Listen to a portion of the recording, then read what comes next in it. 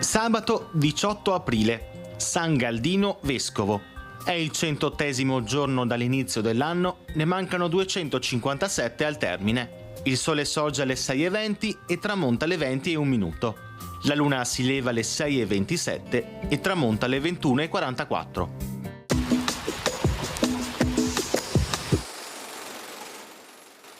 S'apre al pubblico il Teatro Nigo di Treviso, rinnovato e ampliato su progetto del celebre architetto Galli da Bibbiena.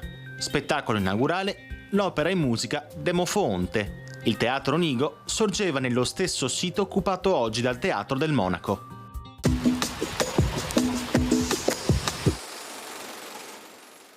Le previsioni per domani. Nuvolosità in aumento e poi piogge, più probabilmente dal pomeriggio sui monti e verso sera anche sulla pianura. Temperature senza variazioni di rilievo prima delle piogge e poi in calo.